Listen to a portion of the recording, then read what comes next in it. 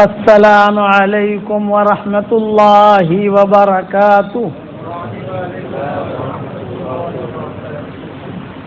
نحمده ونصلي على رسوله الكريم اما بعد. الحمد لله نحمده ونستعينه ونستغفره ونؤمن به ونتوكل عليه ونعوذ بالله من شرور أنفسنا ومن سيئات أعمالنا ونعوذ بالله من شرور أنفسنا ومن سيئات أعمالنا من يهده الله فلا مضل له ومن يضلله فلا هادي له ونشهد أن لا إله إلا الله وحده لا شريك له ونشهد أن سيدنا ومولانا محمدا عبده ورسوله صلى الله عليه وعلى آله وأصحابه وبارك وسلم تسليما كثيرا كثيرا. أما بعد فأعوذ بالله من الشيطان الرجيم.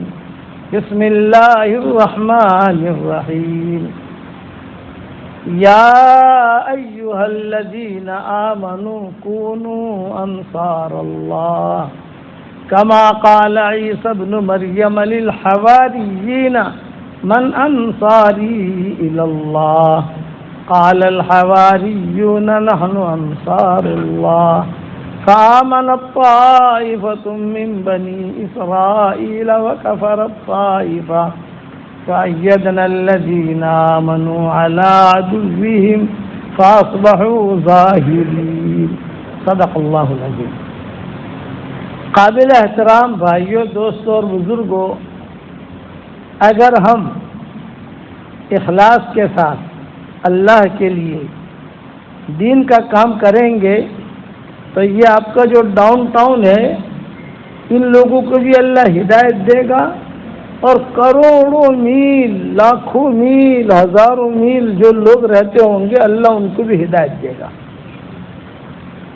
اس لیے کہ دین کے کام میں اللہ تعالیٰ نے یعنی خاص تاثیر رکھی ہے.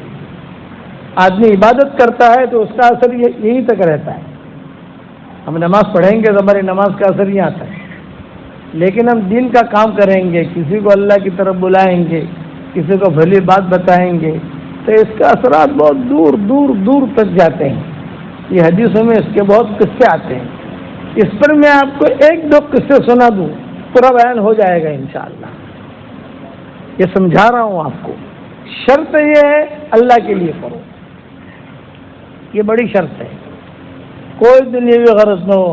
آپ یہاں ڈاؤن ٹاؤن میں گھومتے ہیں کرتے ہیں، کوئی مل گیا اسے نماز کی دعوت دے دی، قرآن شریف کی دعوت دے دی. اور ایک بہت اہم نسخہ بتاتا ہوں، روزانہ گھر سے نکلو کاروبار کی نیت سے مت نکلو.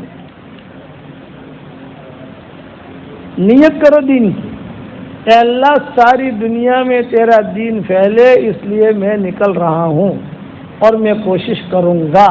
ظاہر بات ہے کہ 1 گھنٹے میں 5 گھنٹے میں ساری دنیا میں تو آپ نہیں جا سکتے، لیکن نیت تو کر سکتے ہو. تو نیت کرو دین کی، پھر کاروبار کرو اپنا، کوئی حرج کی بات نہیں. جب تک گھر کے باہر رہو گے اللہ کے راستے میں شمار رہو گے. آپ کی جو بیویاں ہیں نا فرشی حوریں، یہ ہماری جو بیویاں ہیں وہ فرشی حوریں ہیں، اور وہ جو اوپر والی حوریں ہیں وہ عرشی حوریں ہیں. تو اپنی فرشی حوروں کو کہو کھانا پکانے تو صرف مہمان کی نیت کر لیں، مہمان کے لیے پکا رہی ہوں، بس مہمان آئے گا تو کھا لے گا، مہمان نہیں آئے گا تو ہم کھا لیں گے گھر والے. جو کھانا مہمان کی نیت سے پکایا جاتا ہے اس کھانے کا حساب کتاب نہیں ہوتا. میرے والد صاحب رحمۃ اللہ علیہ فرماتے تھے بیٹا اللہ کے لیے دین کا کام کرو، تمہاری آواز کو اللہ دنیا بھر میں پہنچائے گا. اللہ تو قادر ہے، جنتوں کے ذریعے سے اللہ ہدایت دے گا. کئی صحابہ ایسے ہیں جن کو ہدایت ملی جنتوں کے راستے سے، اور جنتوں نے حضور صلی اللہ علیہ وسلم کو نہیں ستایا، انسانوں نے بہت ستایا. انسانوں نے حضور کو بہت ستایا، نبیوں کو بہت ستایا، جنتوں نے نہیں ستایا۔ اکا دکا جنات ہوگا جس نے حضور صلی اللہ علیہ وسلم کو چھیڑا یا ستایا یا ان کو پریشان کیا، اکا دکا قصے آتے ہیں جس کے اندر۔ لیکن انسانوں نے بدر قائم کر دیا، احد قائم کر دیا، تبوک قائم کر دیا، فتح مکہ قائم کر دیا، خیبر قائم کر دیا، بہت چھیڑا، بہت ستایا، جنتوں نے نہیں۔ ابا فرماتے تھے اللہ کے لیے دین کا کام کرو گے تو جہاں پر تم پہنچ نہیں سکتے اللہ تعالیٰ ہواؤں کے ذریعے سے ہدایت کو پھیلائے گا۔ ہوا جنتوں کے ذریعے سے ہدایت پھیلائے گا، یہ ابا فرماتے تھے۔ اچھا ہمارے سمجھ میں نہیں آتی تھی، میری سمجھ میں نہیں آتی تھی کہ ابا میں یہاں گشت کروں گا۔ کہتے تھے نظام الدین کے گلیے میں تم گشت کرو گے امریکہ پر ہتھوڑا پڑے گا، انگلینڈ میں دین پھیلے گا۔ ہم چھوٹے بچے تھے، ہماری بات سمجھ میں نہیں آتی تھی، لیکن اب اللہ تعالیٰ نے جب عقل دی، کتابیں پڑھنے شروع کیا، واٹس ایپ کا سبق دینا شروع کیا تو پتہ چلا کہ دیکھو ہوا کے ذریعے سے اللہ بات پہنچا رہا ہے، دکھتا کوئی نہیں ہے۔ بھی ہمارا سبق تو آپ لوگ سنتے ہوں گے نا، دائیں بائیں سے پہنچ جاتا ہوگا ماشاءاللہ۔ نہ میں آپ کو دکھتا ہوں نہ آپ مجھے دیکھتے ہو، لیکن حق بات اللہ پہنچا رہا ہے۔ اس کے قصے حدیثوں میں بہت ہوئے ہیں۔ ایک قبیلہ بنی سلیم تھا، بہت بڑا قبیلہ، یہ بالکل بیکورڈ علاقے میں رہتا تھا۔ آج کے اس دور میں یہ دور جو چل رہا ہے، اس دور میں بھی قبیلہ بنی سلیم میں لائٹ نہیں ہے، حالانکہ جو ترقی کا دور ہے اس دور میں کیا کرنا ہے اس کو آپ لوگ بیان سن رہے نا تو یہاں رکھنا۔ ہاں ٹھیک۔ اس دور میں بھی وہاں قبیلہ بنی سلیم میں لائٹ نہیں ہے۔ اس دور میں کیا حال ہوگا حضور صلی اللہ علیہ وسلم کے زمانے میں؟ عرب ہمیں لے جاتے ہیں وہاں اور 14ویں رات کی چاند کو لے جاتے ہیں، تو وہاں ہمارا بیان ہوتا ہے مردوں میں اور عورتوں میں 14ویں رات کے چاند میں۔ لائٹ تو ہے نہیں وہاں، تو 14ویں رات کے چاند کی روشنی ہوتی ہے، پھر یہ عربوں کی جو کاریں ہوتی ہیں وہ لائٹیں آن کر دیتے ہیں۔ وہ موبائل تو وہاں چلتا ہی نہیں، جب لائٹ ہی نہیں ہے موبائل کیا چلے گا وہاں؟ تو میں اس کا قصہ سنا رہا ہوں آپ کو۔ حضور صلی اللہ علیہ وسلم کے زمانے میں یہ قبیلہ تھا، 400 آدمی تھے اور بتوں کی پوجا پاٹ کرتے تھے۔ حضور صلی اللہ علیہ وسلم مکہ میں تھے۔ میں کس پر سنا رہا ہوں؟ کسی صحابی کا قبیلہ بنی سلیم میں پہنچنا ثابت نہیں، اندر اندر اندر اندر بہت اندر اندر ہم بھی جاتے ہیں تو بہت اندر اندر پہاڑیاں پہاڑیاں پہاڑیاں، کچا رستہ تب جا کر وہاں پہنچتے ہیں قبیلہ بنی سلیم۔ اب تو ترقی کا دور ہے، اس دور میں بھی وہاں لائٹ نہیں ہے تو کیا ہوگا؟ وہاں کچھ بھی نہیں، لیکن وہاں لوگ رہتے ہیں جنگلی، اب تک رہتے ہیں وہاں بدو، پرانے زمانے کے، ان کی نسلیں چل رہی ہیں۔ تو حدیث شریف میں آتا ہے قبیلہ بنی سلیم میں کوئی صحابی پہنچا نہیں۔ ایک مرتبہ رات کو یہ سارا قبیلہ سویا ہوا اور اچانک جو ہے آواز آئی، سب نے سنی، قل للقبیلۃ من سلیم كلها، قل للقبیلۃ من سلیم كلها هلك الأنيس وعاش أهل المسجد، قل للقبيلة من سليم كلها هلك الأنيس وعاش أهل المسجد، أودع دماد وكان يعبد مرة، أودع دماد وكان يعبد مرة قبل الكتاب إلى النبي محمد، ان الذي ورث النبوة والهدى بعد ابن مریم من قریش مہتدی۔ یہ آواز آئی جنگل میں سے، کون آواز کر رہا ہے کچھ پتہ نہیں، یہ سارا قبیلہ کھڑا ہو گیا، ارے آواز کہاں سے آ رہی، یہ آواز کہاں سے آ رہی، یہ آواز کہاں سے آ رہی؟ وہ بدھ کے پاس گئے، پوجا پاٹ کی، ارے بھائی تو ایسی آواز آ رہی ہے۔ چنانچہ پتہ چلا بدھ خود دعوت دے رہا تھا ان کو، ابا فرماتے تھے دین کا کام اخلاص کے ساتھ کرو گے تو ان کے ایٹم بموں میں سے کلمے کی آواز آئی. یہ ایٹم بم ہے نا جس سے لوگوں کو ڈراتے ہیں، اس کے اندر سے کلمے کی آواز آئی. دین کا کام کرو گے تو ان کے جتنے کمپیوٹرز کے بڑے بڑے نظام ہیں ان میں سے کلمے کی آواز آئی. کلمہ تو طاقت والا ہے.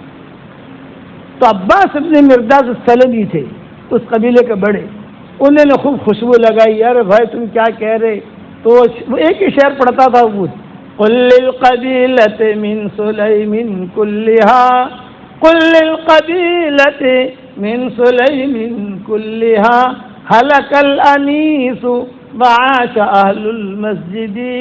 اے عباس قبیلہ بنی سلیم کو میرا پیغام پہنچا دے کہ تمہارا غمخوار دوست ہلاک ہو گیا. اب مسجد والوں کی دنیا میں چلے گی. صرف ایک مسجد تھی مکہ مکرمہ میں، ابھی کوئی مسجد بنی نہیں تھی. اب مسجد والوں کی چلے گی دنیا میں. قل للقبیلۃ من سلیم کلھا ہلک الانیس وعاش اہل المسجد. تو یہ عباس نے کہا ارے بھائی مسجد والے ہے کہاں، ذرا ایڈریس تو دے. ثبوت ایڈریس دے رہا ہے. ان الذی ورث النبوۃ والہدی ان الذی ورث النبوۃ والہدی بعد ابن مریم من قریش مہتدی. وہ شخص ہے، وہ ذات ہے جسے اللہ نے نبوت دی ہے اور قریش کے بعد اللہ نے ان قریش کے اندر سے وہ ہے، اور عیسیٰ ابن مریم کے بعد نبی بن کر آئے ہیں. اودا دماد وکان یعبد مرۃ اودا دماد وکان یعبد مرۃ قبل الکتاب الی النبی محمد صلی اللہ علیہ وسلم. دماد اس بت کا نام تھا. تو کہتے ہیں میری تمہاری دوستی ختم. بت خود کہہ رہا ہے اودا دماد وکان یعبد مرۃ قبل الکتاب الی النبی محمد صلی اللہ علیہ وسلم. ارے دماغ کو چھوڑو، اب تمہاری ہماری چھٹی ختم ہو گئی، اب دوستی ختم ہو گئی. ہاں ہماری دوستی تھی قرآن اترنے سے پہلے، اب قرآن آ گیا ہے، اب تمہاری ہماری دوستی نہیں. یہ بت کہہ رہا ہے. تو عباس بن مرداس السلمی نے 400 آدمی لیے، 400 تو تھے مرد عورتیں سب، یہ سب مل کر قریش کو ڈھونڈنے لگے کہ قریش کہاں ہے. قریش مکہ مکرمہ میں رہتے تھے. ڈھونڈتے ڈھونڈتے ڈھونڈتے کئی مہینوں میں مکہ پہنچے. راستے میں جہاں پر بھی رات کو پڑاؤ ڈالتے تھے تو کتابوں میں آتا ہے کہ پہاڑوں میں سے آواز آتی، دعوت دیتی تھی ان کو. یہی آواز پہاڑ کہتے تھے قل للقبیلۃ من سلیم کلھا ہلک الانیس وعاش اہل المسجد. پہاڑ دعوت دیتے تھے اللہ کی طرف. مکہ مکرمہ پہنچے اور وہاں پہنچ کر لوگوں سے پوچھا بھئی تمہارے یہاں مکہ میں کوئی محمد احمد نامی ہے؟ کوئی محمد احمد نامی آدمی ہے؟ فرمایا ہاں ہے. کہاں ہے؟ دیکھو اس کی بات مت سننا. مکہ والے کہتے تھے اس کی بات مت سننا. نہیں بھائی پھر سنے نہ سنے ہو تو بات کی چیز ہے، لیکن اس کا عطا پتا تو بتا دو، اس کا ایڈریس تو بتا دو. چنانچہ لوگوں نے کہا وہ مکان ہے. حضور کا مکان دکھایا. یہ حضور کے دروازے پر پہنچے، ابھی دستک نہیں دی ہے، ابھی بیل نہیں ماری ہے، ابھی دستک دی نہیں ہے. ففتح الباب، رسول اللہ صلی اللہ علیہ وسلم نے دروازہ کھولا، اور دروازہ کھولتے ہی آپ نے کہا اَأَنْتَ عباس ابن مرداس السلمی، کیا تو ہی عباس ابن مرداس السلمی ہے؟ فرمایا ہاں. فرمایا کہ میرا نام آپ کو کیسے پتا چلا؟ تو آپ نے فرمایا تیرے بت کا جو قصہ تمہارے میدان میں ہوا ہے اور تمہارے جنگل میں ہوا ہے، تمہارے گاؤں میں ہوا ہے، بت نے تم کو دعوت دی ہے، وہ قصہ میں بیان کروں یا تم بیان کرتے ہو؟ انہوں نے کہا آپ کو کس نے خبر دی؟ ان کا اللہ نے خبر دی. تو سارا قبیلہ نے کیا کہا؟ اشہد ان لا الہ الا اللہ واشہد انک رسول اللہ. سارا قبیلہ مسلمان ہو گیا. حالانکہ کوئی پہنچا نہیں ہے.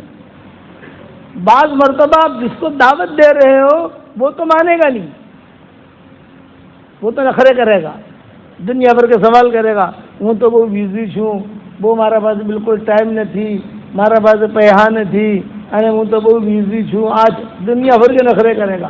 لیکن چونکہ آپ نے اللہ کے لیے یہ کام کیا ہے تو اللہ اس کے اثرات روح تک پہنچائے گا.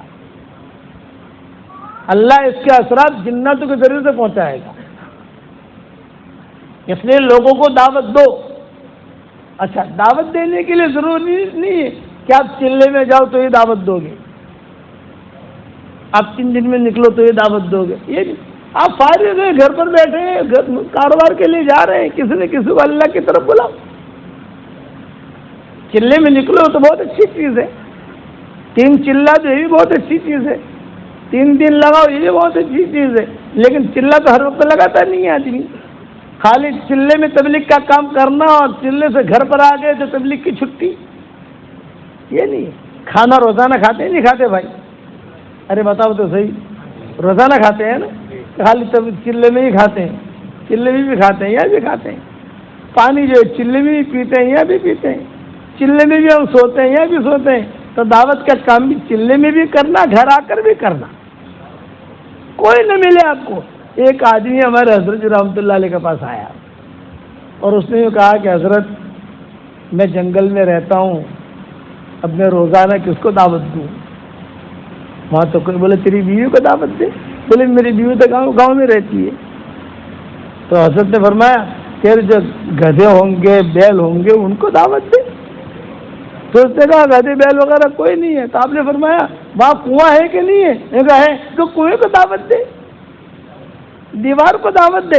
تو دے گا دعوت، یہاں کرنٹ پہنچے گا امریکہ دنیا کے کونوں تک. اور کئی قصے آتے ہیں کہ جناتوں نے دعوت دی صحابہ کو. حضرت عمر کو دعوت دینے والا بھی جنات تھا. حضرت عمر کہتے تھے اسباب اللہ بناتا ہے. حضرت عمر کہتے تھے میں روزانہ سوچتا تھا. حضرت عمر کہتے ہیں میں روزانہ سوچتا تھا کہ یار یہ محمد حق ہے یا حق نہیں ہے، کیا کروں کیا نہ کروں، سوچتے رہتے. اس لیے کہ لوگ بات مانتے تھے حضور صلی اللہ علیہ وسلم کی. اور حضرت عمر بہت سخت تھے. حضرت حمزہ کہتے تھے پورا مکہ مجھ سے ڈرتا تھا اور میں حضرت عمر سے ڈرتا تھا. حضرت حمزہ کہتے تھے. تو حضرت عمر کہتے تھے کہ ایک مرتبہ میرے دل میں یہ بات آئی، رات کو سویا ہوا تھا، میں نے کہا آج سے ذرا محمد کا جا کر قرآن سنو. حضور صلی اللہ علیہ وسلم تہجد میں حرم میں پہنچ جاتے تھے اور زور زور سے قرآن پڑھتے تھے. حرم میں کوئی نہیں ہوتا تھا. حضرت عمر کہتے ہیں میں کونے میں جا کے بیٹھ گیا. حضور صلی اللہ علیہ وسلم نے سورہ الحاقہ شروع کی. الحاقۃ ما الحاقہ وما ادراک ما الحاقہ کذبت ثمود وعاد بالقارعہ فاما ثمود فاہلکوا بالطاغیہ واما عاد فاہلکوا بريح صرصر عاتیہ سخرها عليهم 7 ليال و8 أيام حسوما فترى القوم فيها صرعا كأنهم أعجاز نخل خاوية فهل ترى لهم من باقية. سورہ الحق. جب سے حضور صلی اللہ علیہ وسلم نے ایک رکوع پڑھ لیا تو حضرت عمر نے بیٹھے بیٹھے کیا کہا؟ واللہ محمد شاعر، یہ محمد شاعر ہے. کیسا قرآن پڑھ رہا ہے، شاعر ہے. حضور تک ان کا جملہ پہنچا نہیں ہے، وہ بیٹھے بیٹھے کہہ رہے ہیں وہاں کونے میں کہ اللہ کی قسم یہ محمد تو شاعر ہے، کیسا پڑھ رہا ہے. تو حضور نے اگلی آیت پڑھی انہ لقول رسول کریم وما هو بقول شاعر قلیلا ما تؤمنون. ارے یہ تو رسول کریم کا کلام ہے، یہ شاعر کا کلام نہیں ہے. ان کی زبان سے نکلا محمد شاعر ہے. اور حضور نے اگلی آیت پڑھی انہ لقول رسول کریم وما هو بقول شاعر قلیلا ما تؤمنون. اب روایتوں میں یہ ہے کہ وہ حضرت عمر نے سنا، ارے میری بات یہاں سے سن لی، محمد نے اتنا دور ہے، میری بات سن لی، واللہ ھذا ساحر، یہ تو جادوگر ہے، جادوگر ہے، جادوگر۔ تو حضور نے اگلی آیت پڑھی، وَلَا بِقَوْلِ كَاهِنٍ قَلِيلًا مَا تَذَكَّرُونَ، یہ جادوگر کا کلام نہیں ہے، اللہ کا کلام ہے۔ حضرت عمر کہتے ہیں بس میرے دل کے اندر اسلام آ گیا،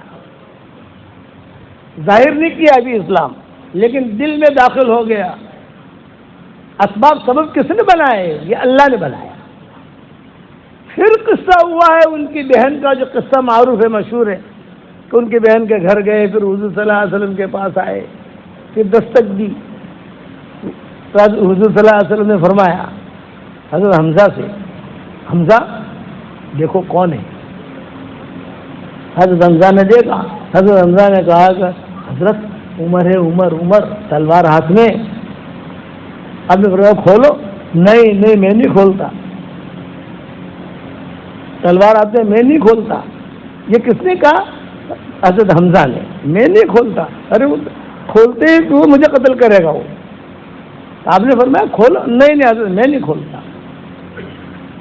چنانچہ حضور صلی اللہ علیہ وسلم نے خود نے دروازہ کھولا، اور دروازہ کھول کر عمر کا ایک ہاتھ پکڑا اور اپنی طرف کھینچا، اور ایک جملہ کہا، اے اللہ، عمر کا ایک ہاتھ میرے ہاتھ میں ہے، دوسرا ہاتھ تو اپنے ہاتھ میں لے لے۔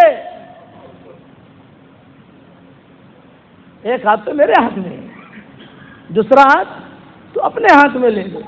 حضرت عمر نے جو جملہ سنا، اشہد ان لا الہ الا اللہ واشہد انک رسول اللہ، جہاں اس جملے پر پہنچے ہیں واشہد انک رسول اللہ، تو کتابوں میں آتا ہے حضرت جبریل آئے، اور جبریل نے کہا وبشرک یا رسول اللہ علی اسلام عمر بن الخطاب، وبشرک یا رسول اللہ علی اسلام عمر بن الخطاب، میں آپ کو خوشخبری دینے آیا ہوں کہ عمر بن الخطاب مسلمان ہو گیا۔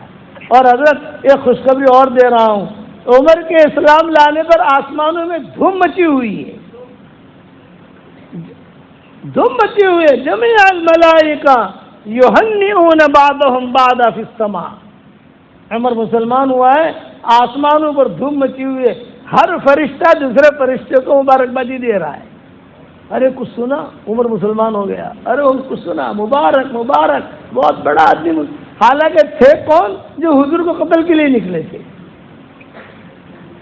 اسباب ہدایت کے اللہ بناتا ہے، کب ہوتا ہے؟ اخلاص سے آدمی کام کرے۔ آج ہم دین کا کام تو کرتے ہیں، لیکن چالاکیوں کے ساتھ، غفلت کے ساتھ، مال کی محبت میں، کرسی کی محبت میں، یہ رضائی میں، ایسے آدمی کو اللہ اکھاڑ کے پھینک دیتا ہے۔ اخلاص کے ساتھ کرو گے، آپ اکیلے مسجد میں رہو گے تو بھی اللہ آپ کو چمکائے گا۔ معاملہ تو ہمارا اللہ کے ساتھ ہے۔ تو کہا جمیع الملائکہ یہنئون بعضهم بعضا، پھر حضور نے فرمایا ہنیئا لک یا عمر، عمر تیرے لیے خوشخبری ہے، آج تو مسلمان ہوا ہے، تیرے اسلام لانے پر آسمان میں دھوم ایک مچی ہے، عید مچی ہے، عید، ہر فرشتہ تیری عزت کرتا ہے۔ یہ حضرت عمر سے کہا، ہر فرشتہ تیری عزت کرتا ہے، یہ درجہ دیا حضرت عمر رضی اللہ تعالیٰ عنہ۔ پھر کیا فرمایا؟ لو کان بعدی نبی لکان عمر، میرے بعد اگر کوئی نبی ہوتا وہ عمر ہوتا۔ بنے عمر رضی اللہ تعالیٰ عنہ بڑے لوگوں میں، عشرہ مبشرہ میں سے، اتنے بڑے بننے کے بعد بھی وہ ڈرتے تھے۔ آج تو ہم 3 چلہ لگا کر اپنے آپ کو جبریل سمجھتے ہیں۔ آدھا 3 چلہ لگا رہے تو بھائی مسافر کی اڑدو آگڑ دی کرے، 3 چلہ لگا رہے، 3 چلہ جنتی سرٹیفکیٹ۔ ہمیں تو آج کی دنیا میں گئے نا، ہمارے شاگرد تو سارے دنیا میں ہے نا، وہ جب اس کی گردن بھی ٹیڑھی ہو جائے گی، 3 چلہ لگا کیا ہے؟ 3 چلہ لگانے سے آدمی جو ہے ولی نہیں بنتا۔ ہاں 3 چلہ صفات کے ساتھ لگائے گا تو اللہ اس کی عزت لوگوں کے دلوں میں ڈالے گا. میرے والد صاحب رحمۃ اللہ علیہ فرماتے تھے کہ 3 چلہ لگا کے آیا, میں چہرہ دیکھ کے سمجھ جاتا ہوں کہ 3 چلہ گھوم پھر کر آیا ہے, خاص کام کر کے آیا ہے. یہ میرا ابا کا نام تو سنا ہوگا آپ لوگوں نے, مولانا عمر صاحب پالم پوری, جو بوڑھے ہیں انہوں نے ہمارے ابا کو دیکھا بھی ہوگا, بیانوں میں بیٹھے ہوں گے, مرکز پر بھی دیکھا ہوگا, اجتماعات میں دیکھا ہوگا. ماشاءاللہ جو جوان ہیں انہوں نے دیکھا نہیں ہے, لیکن یہ کہ کم سے کم بیانات تو یوٹیوب وغیرہ پر سنے ہوں گے ابا کے. ابا یہ بہت کہتے تھے تبلیغ کے ذریعے سے آدمی بنتا بھی ہے اور تبلیغ کے ذریعے سے آدمی بگڑتا بھی ہے. یہ ابا کہتے تھے. بولے دیکھو عمر جیسا آدمی بن گیا.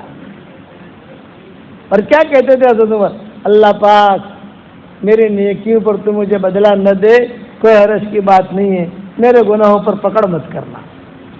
ڈر, کام کرے اور ڈرے, کام کرے اور ڈرے, کام کرے اور ڈرے, وہ تو منزل تک پہنچے گا. اور کام کرے اور آنکھیں دکھاوے, کام کرے اور جب ادھر ادھر کی باتیں کرے. یہ فرمایا تھوڑے دن گاڑی چلے گی آپ کی, بعد میں انا للہ ہو جائے گا, زیادہ چلے گی نہیں. اتنے بڑے آدمی تھے حضرت عمر کہ جو ہے ان کے دل میں بات آتی تھی اور قرآن نازل ہوتا تھا. بہت قصے ہیں, سارے قصے تو بیان نہیں کر سکتا میں, بہت قصے ہیں حدیثوں کے اندر. مکہ مکرمہ پہنچے حضور صلی اللہ علیہ وسلم تو حضرت عمر نے رائے دی, حضرت یہ مکہ تو ہمارا ہے, کعبہ ہمارا ہے, یہ مقام ابراہیم ہے نا, اس کے پیچھے اپنی نماز ہم لوگ پڑھیں, اس کا اعلان کریں آپ. ان کے دل میں بات آئی, انہوں نے بات رکھی حضرت عمر نے. حضور نے سنا نہیں سنا, کوئی دھیان نہیں دیا حضور صلی اللہ علیہ وسلم نے. بھیڑ بھاڑ بہت تھی, بھیڑ بھاڑ میں آدمی مشغول رہتا ہے, کہ بھیڑ بھاڑ میں آدمی مشغول رہتا ہے. اسی بھیڑ بھاڑ کی وجہ سے حضور صلی اللہ علیہ وسلم نے اونٹنی پر طواف کیا ہے. بھائی اونٹنی پر طواف کیوں کیا, حضور صلی اللہ علیہ وسلم نے سوال پیدا ہوتا ہے, اس لیے کہ دیہاتی لوگ حضور کو پہچانتے نہیں تھے. فتح مکہ ہوا اور حجۃ الوداع ہوا تو لوگ پہچانتے نہیں تھے کہ یہ نبی ہے. تو لوگ جو ہے کہ بھی کون نبی ہے, کون نبی ہے, تو حضور نے اونٹنی پر طواف کیا تاکہ لوگوں کو بتا سکے یہ اللہ کے نبی ہے, یہ اللہ کے نبی ہے, یہ اللہ کے نبی ہے. حضرت عمر نے کہا حضرت یہ مقام ابراہیم ہے نا, اس کے پیچھے نماز پڑھے. آپ نے دھیان دیا نہ دیا, بات آئی گئی ہو گئی. حرم شریف سے باہر نکلے, قرآن کی آیت نازل ہو گئی, واتخذوا من مقام ابراہیم مصلی, مقام ابراہیم کو نماز پڑھنے کی جگہ بناؤ. حضرت عمر جب یہ آیت پڑھتے تھے تو بہت روتے تھے. بولے میرے دل میں یہ بات آئی تھی اور اللہ نے قرآن میں اتاری. سورہ الحاقہ پڑھتے تھے تو بہت روتے تھے, یہی صورت میری ہدایت کا ذریعہ بنی ہے. سورہ طٰہٰ پڑھتے تھے تو بہت روتے تھے, یہی صورت میری ہدایت کا ذریعہ بنی ہے. یہ اس کے عائشہ جو ہوا, عائشہ پر تہمت کا قصہ ہوا, میں مختصر سنا دوں. عمر کا کیا مقام تھا. ڈرتے, جتنا بڑا آدمی ہوگا, جتنا گہرا ہوگا, یہ اللہ سے ڈرے گا, اور جتنا خالی ہوگا وہ نفاق میں ہوگا. سمجھے گا آپ نے کو بہت اچھا کام کر رہا ہوں, اور ہوگا اللہ سے بہت دور. الذین ضل سعیہم فی الحیاۃ الدنیا وہم یحسبون انہم یحسنون صنعا. دنیا کی زندگی میں کام کر رہے ہوں گے, دنیا کے لیے کر رہے ہوں گے, اور سمجھیں گے ہم اچھا کام کر رہے ہیں. موت کا فرشتہ انہیں اٹھا کے لے چلے گا اور ہمیشہ کے لیے جہنم میں ڈال دے گا. جاؤ. اتنا اونچا مقام. اس پر حضرت عائشہ کا قصہ مختصر سنا رہا ہوں. حضور صلی اللہ علیہ وسلم ناراض تھے, دل میں چبھن تھی. پورے مدینہ میں حضرت عائشہ کی تہمت کے قصے چل رہے تھے. آسمان خاموش تھا, قرآن کی کوئی آیت نازل نہیں ہو رہی تھی. حضرت عائشہ فرماتی تھی ایک مرتبہ میرے کمرے میں میری ماں اور باپ دونوں ملنے آئے. بیٹی ہے نا, دلاسا دینے. ابو بکر بھی آئے, ام رومان بھی آئی, ان کے والدہ کا نام تھا حضرت عائشہ کی, اور عائشہ. ہم تینوں بیٹھے ہوئے تھے، دروازہ کھلا ہوا تھا، اتنے میں حضور صلی اللہ علیہ وسلم گزرے. حضور نے جو دیکھا تو آپ نے فرمایا اچھا یہ تینوں بیٹھے ہیں، تو حضور بھی آ گئے. اب 4 ہو گئے نا، حضور صلی اللہ علیہ وسلم، حضرت ابوبکر، حضرت عائشہ کی والدہ. حضور صلی اللہ علیہ وسلم نے آتے ہی خطبہ پڑھنا شروع کیا. الحمدللہ نحمدہ ونستعینہ ونستغفرہ. بے خطبہ تو مجمع ہو تو پڑھا جاتا ہے، 1-2 آدمی میں تو پڑھا نہیں جاتا، لیکن آپ کو اتنا ٹینشن تھا کہ آپ نے جو ہے زور زور سے خطبہ پڑھنا شروع کیا.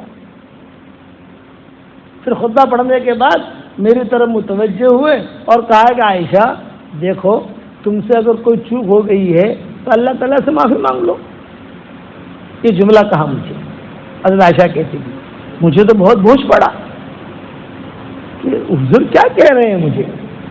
تو میں نے میرے والد سے کہا ابو جواب دیجئے. تو صدیق اکبر رو پڑے. یہ کہا بیٹا میں جواب نہیں دیتا. امی جواب دیجئے. تو ماں نے کہا بیٹی میں جواب نہیں دیتی. اب جب حضور نے یہ جملہ کہا اور باپ جو ہے یہ بھی جواب نہیں دے رہا، ماں بھی جواب نہیں دے رہی، تو حضرت عائشہ نے کہا مجھے غصہ آیا، اور غصے میں جو ہے میں نے کہا کہ میرا اللہ جو ہے میری برات کرے گا، اور میں نے اپنا دامن جھٹکا اور غصے میں آ کر میں کھڑی ہو گئی. حضرت عائشہ کہتی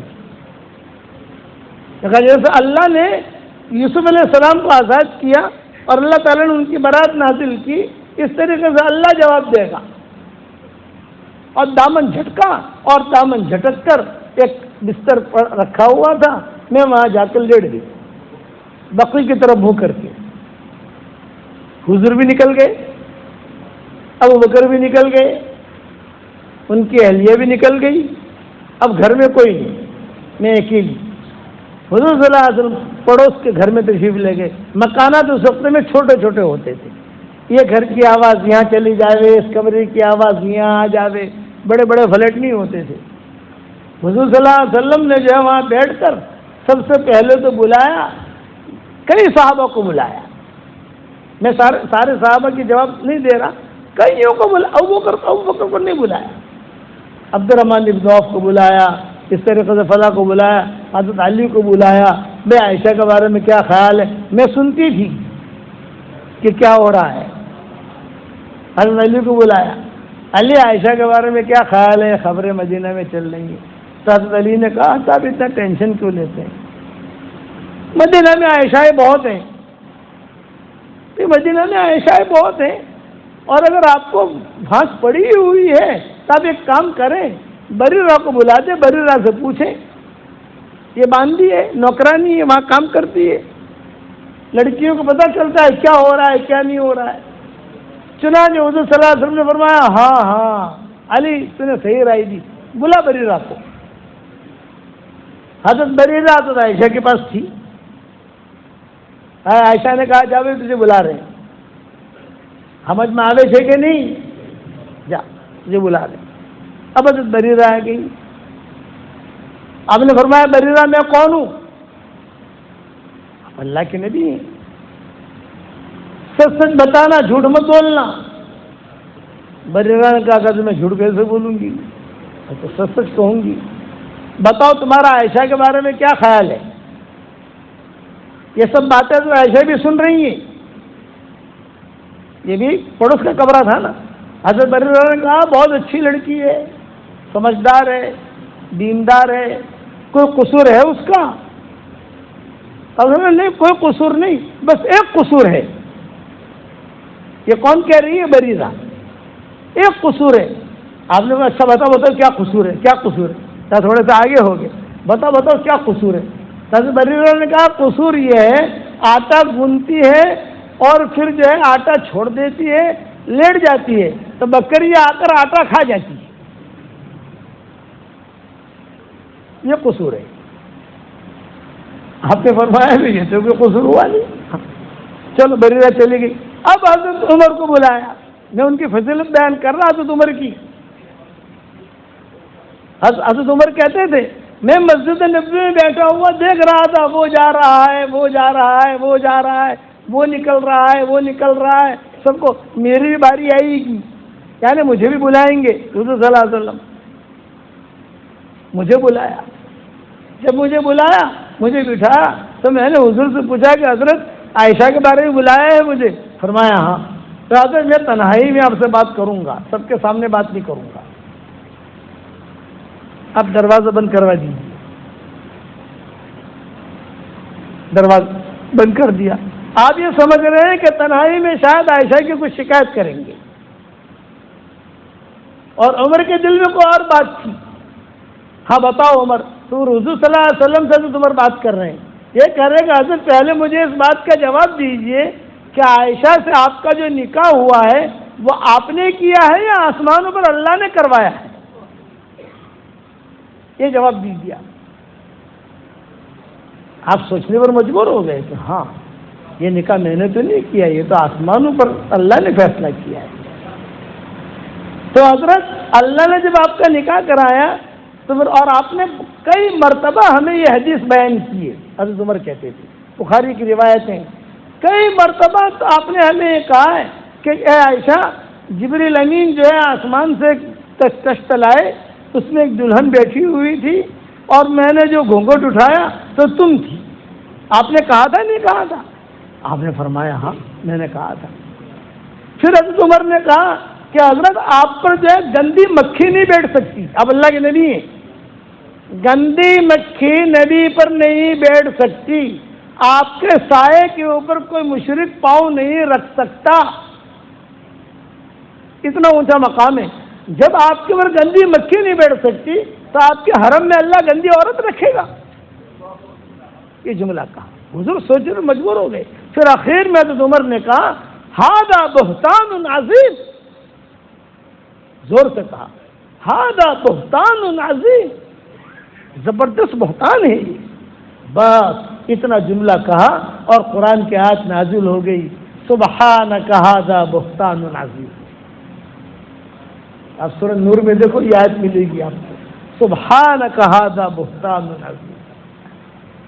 حضرت عائشہ تذکرہ کرتی تھی اور بہت روتی تھی، اسی لیے حضرت عمر کا جب انتقال ہونے لگا تو حضرت عبداللہ ابن عمر نے حضرت عمر نے کہا میری خواہش ہے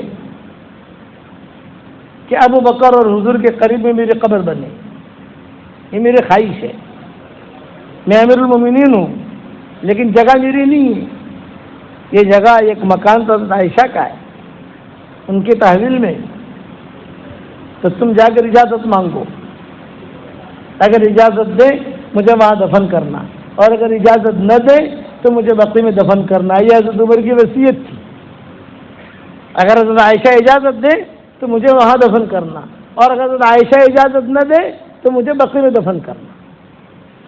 عبداللہ ابن عمر آئے، السلام علیکم یا ام المؤمنین۔ حضرت عائشہ نے کہا وعلیکم السلام، اہلا وسہلا۔ دو پردے رہتے تھے، ایک گھر کا دروازہ، گھر پر پردہ، دوسرا اندر سے دروازہ تھا اس پر پردہ، تو مہمان آ کر باہر بیٹھ جاتا تھا، حضرت عائشہ پردے کے پیچھے بیٹھ جاتی تھی، اور جو پوچھنا ہوتا تھا، جو سوال جواب ہوتا تھا وہ کر کے حضرت عائشہ کمرے میں چلی جاتی تھی، اور وہ مہمان وہیں سے باہر سے نکل جاتا تھا۔ عبداللہ ابن عمر آئے، بٹھایا، اکرام کیا، باندی نے آ کر کھجورے وغیرہ رکھی، پانی رکھا۔ ہاں عبداللہ ابن عمر، پہلے بتاؤ ابا کا کیا حال ہے؟ عبداللہ ابن عمر نے کہا کہ ہوا علی باب الموت، وہ موت کے دروازے پر ہے، اب مریں تب مریں، اب مریں تب مریں۔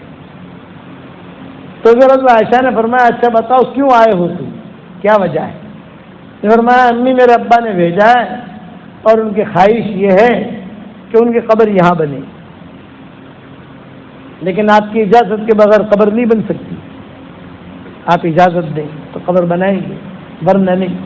جب یہ بات حضرت عبداللہ ابن عمر نے کہی فسکتت عائشہ، حضرت عائشہ خاموش ہو گئی، کوئی جواب نہیں دیا، سوچنے لگی کیا جواب دوں، بڑی چیز ہے نا، بڑی جگہ ہے۔ تو عبداللہ ابن عمر نے کہا کہ حضرت امی جان میں جاؤں، آپ کی طرف سے جواب نہیں آیا؟ فرمایا محلن محلن، ٹھہرو تھوڑی دیر ٹھہرو۔ عبداللہ ابن عمر کہتے تھے جب کہا تھوڑی دیر ٹھہرو تو مجھے خوشی ہوئی کہ شاید اجازت مل جائے. پھر حضرت عائشہ نے کہا اس جگہ کے بارے میں میری خواہش تھی کہ میری قبر یہاں بنے، میری نہ بنے تو عبد الرحمن ابن عوف کی بنے، عبد الرحمن ابن عوف کی نہ بنے تو حضرت عثمان کی بنے. یہ 3 نام میرے ذہن میں تھے، میری قبر یہاں بنے یا عبد الرحمن ابن عوف کی بنے یا حضرت عثمان کی بنے. لیکن عمر ہوا حق، عمر جو ہے وہ زیادہ حقدار ہے، اس نے بہت کام کیا ہے اور اس نے ہمارا دل بہت خوش کیا ہے. کون سا؟ سبحانک ھذا بہتان عظیم. بہت کام کیا ہے اس نے، میری طرف سے اجازت ہے.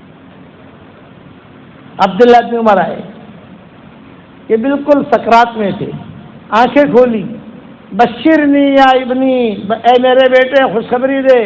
حضرت عبداللہ بن عمر نے کان میں کہا ماں نے اجازت دے دی ہے، آپ کی قبر انشاءاللہ ہم وہیں بنائیں گے.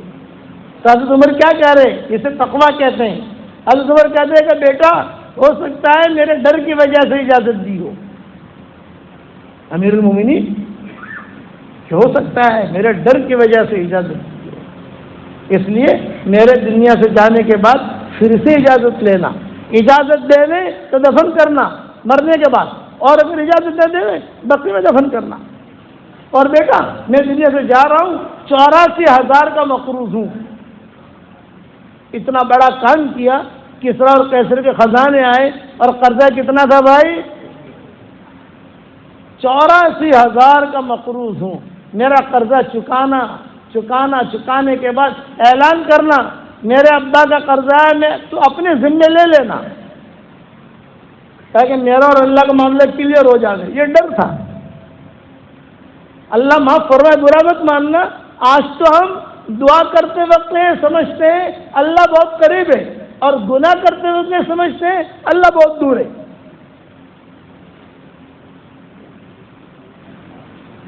اور بعض لوگ تو سمجھتے ہیں کہ اللہ تو چھٹی پر کیوں سے، اور وہاں موت کے وقت میں یہ ڈر لگ رہا ہے کہ بیٹا ہو سکتا ہے کہ میرے ڈر کی وجہ سے کیا ہو، اس لیے مجھے بقی میں دفن کرنا ہے. اجازت دے تو ٹھیک ہے، نہیں تو بقی میں لے جانا.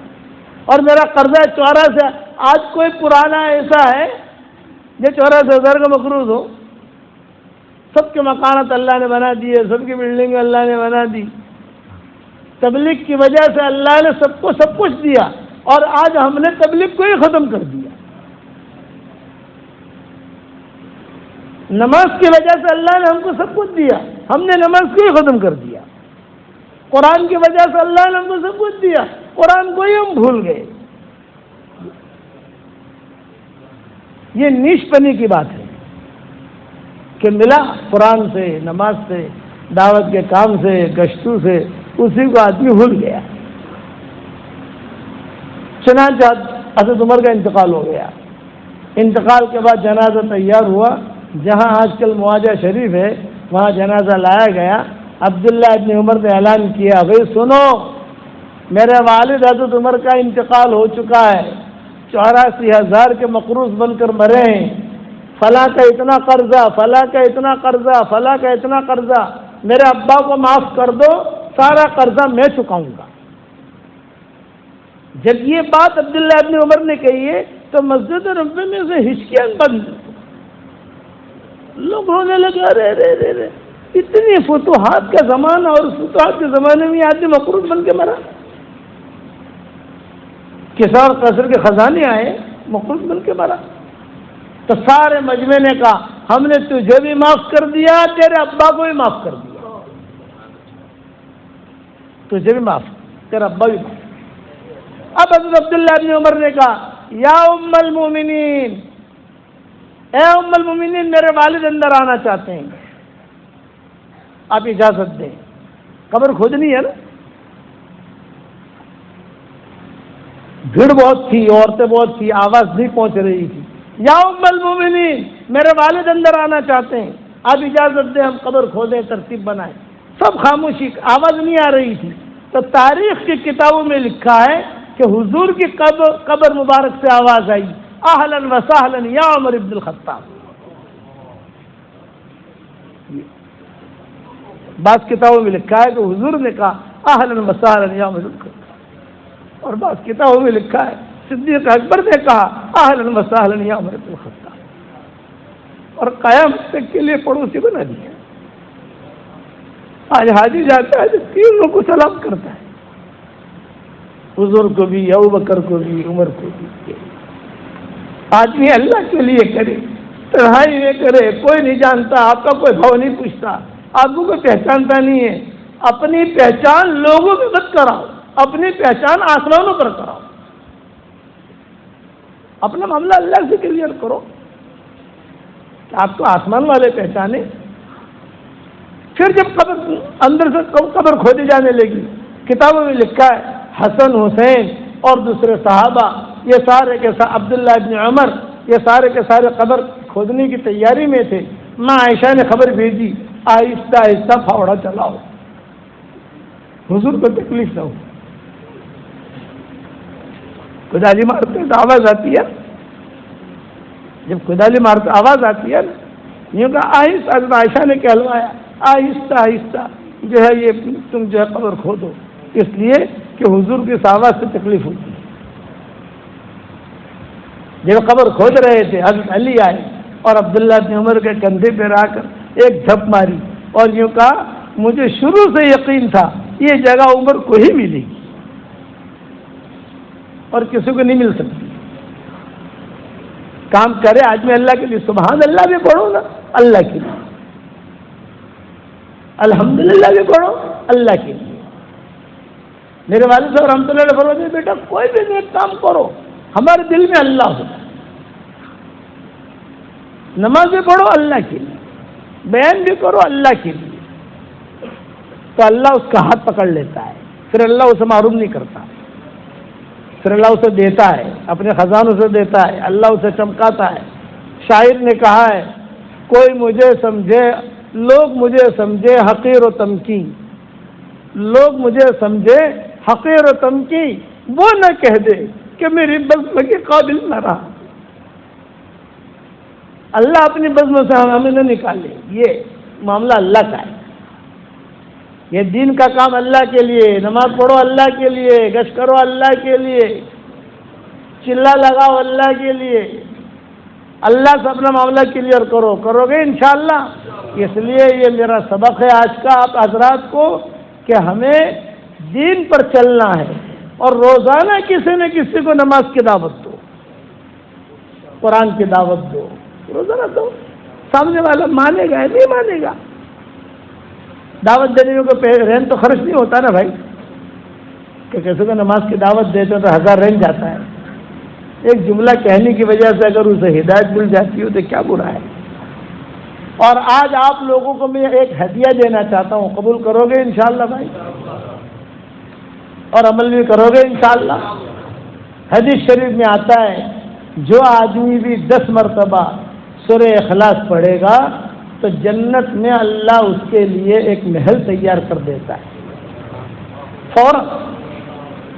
کل دیں گے، پرسوں دیں گے، ترسوں دیں گے نہیں، فوراً بنگلہ، ایک محل، حویلی زبردست. یہ روایت حضرت عمر کی ہے، اس لیے حضرت عمر کا قصہ چل رہا تھا، اس نسبت سے روایت بیان کر رہا ہوں. حضرت عمر سے رسول اللہ صلی اللہ علیہ وسلم نے فرمایا عمر 10 مرتبہ سورہ اخلاص یعنی قل هو اللہ احد اللہ الصمد لم یلد ولم یولد ولم یکن له کفوا احد پڑھ لے، جنت میں ایک محل تیار ہو جائے گا. حضرت عمر نے کہا حضرت 10 مرتبہ سورہ اخلاص پڑھنے سے ایک محل تیار ہوتا ہو، میں تو بہت محل بناؤں گا. آپ نے فرمایا جتنی طاقت بنا، تو بناتے بناتے تھکے گا، اللہ دیتے دیتے نہیں تھکے گا. تو میں آپ لوگوں کی تشکیل کر رہا ہوں روزانہ 313 مرتبہ سورہ اخلاص پڑھو، اور کوئی مشکل نہیں ہے، ایک ساتھ پڑھنا نہیں ہے. 10 مرتبہ پڑھ لیا، پھر 15 مرتبہ پڑھ لیا، پھر 25 مرتبہ پڑھ لیا. ہر مرتبہ بسم اللہ الرحمن الرحیم پڑھنا بھی ضروری نہیں ہے. 31 بنگلے روز تیار ہوں گے انشاءاللہ جنت کے اندر، ریڈی میڈ 31 بنگلے تیار ہوں گے، اور انشاءاللہ کوئی انکم ٹیکس والا آئے گا نہیں۔ دنیا میں اگر 5 بنگلے آپ نے خرید لیے تو انکم ٹیکس والوں کا میسج آتا ہی نہیں آتا، کیا تھے تو اپنا پیہا لاجیے بھائی حساب آپ۔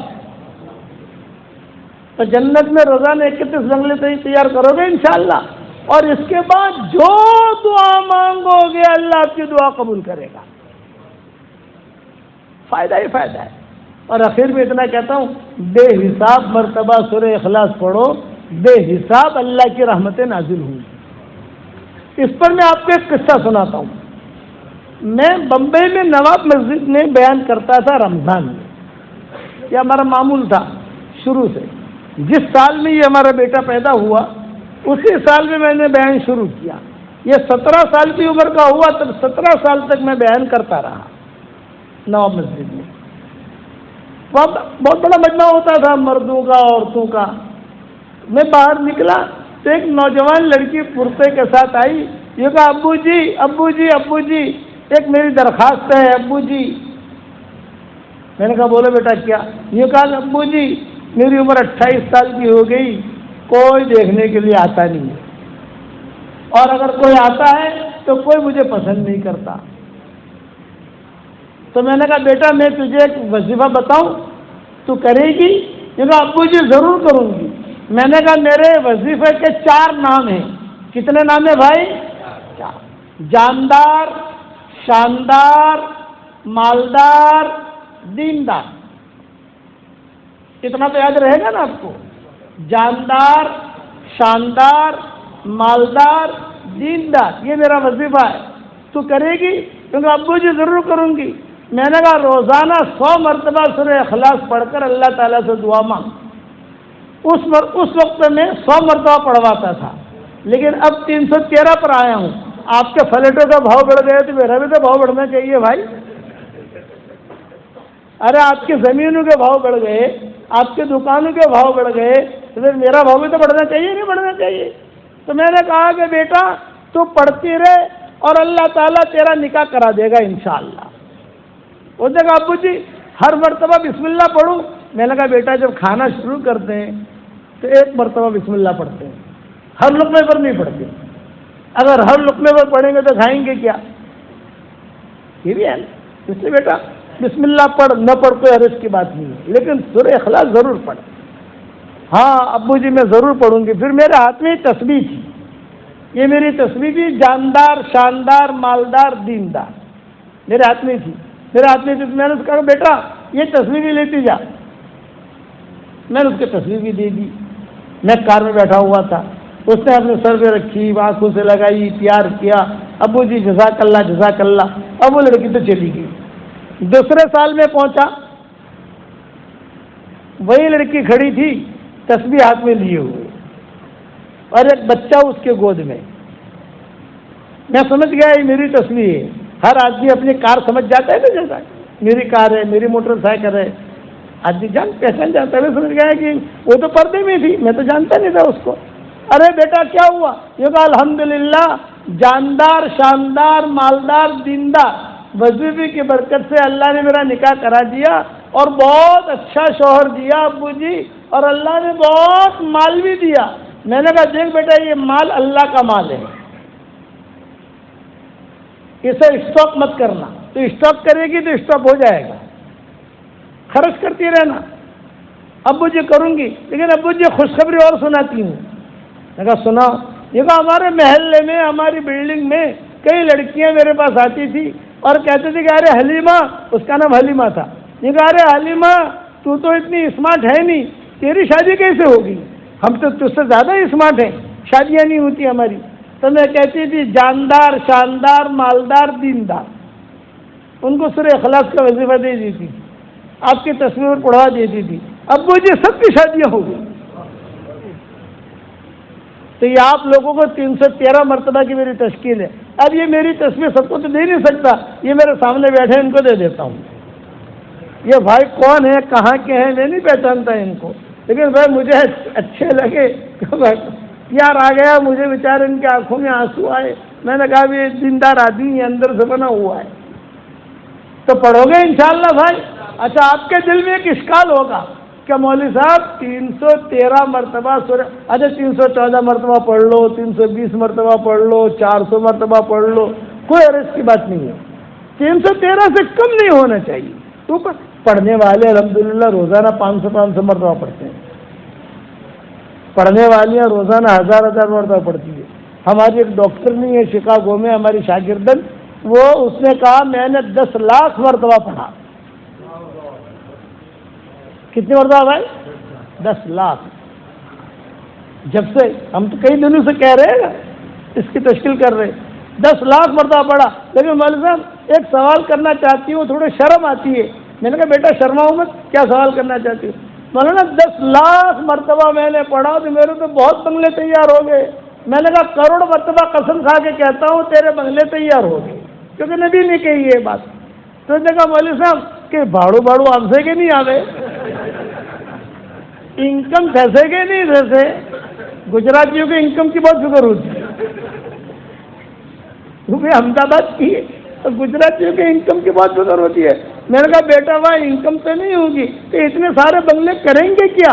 میں نے کہا جب ہم جنت میں جائیں گے انشاءاللہ وہاں مشورہ کر لیں گے انشاءاللہ۔ آپ سمجھ گئے؟